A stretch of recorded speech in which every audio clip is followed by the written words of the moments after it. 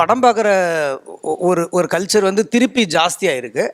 அப்புறம் அவங்க வந்து தெளிவாக பிரித்து பார்க்குறாங்க. நீங்கள் என்ன தான் ஓடிடியில் படம் பார்த்தாலும் ஓடிடி வந்து ஒன் அண்ட் ஒன் கனெக்ஷன். அது எனக்கும் ஒரு டிவைஸுக்கு மட்டுமான கனெக்ஷன். ஸோ அதில் இருக்கிற வன்முறை ஆகட்டும், வேறு என்ன காட்சி ஆகட்டும், அது என்னை மட்டும் நான் மட்டும் எடுத்துக்குவேன். அது என்ன எந்த விதத்தான ஷாக்கும் எனக்கு உண்டாக்காது. நான் வந்து ஆனால் தியேட்டர்னும் போது அதோட ரெஸ்பான்ஸ் வேறையாக இருக்குது. ஏன்னா நான் ஃபேமிலியோடு போகும்போது அவங்களுக்கும் அது பிடிக்கணும், அவங்களும் அதுக்கு முகம் சுளிக்காமல் இருக்கணுங்கிற ஒன்று இருக்குது.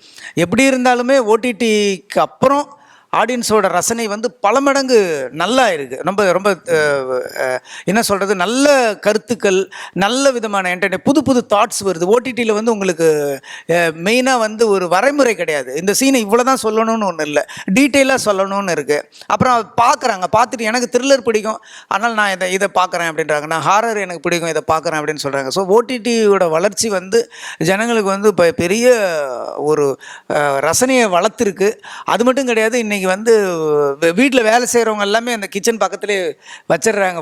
அதிலே போட்டு உப்புக்கு பதிலாக சர்க்கரையோ ஏதோ ஒன்று மாற்றி போட்டு.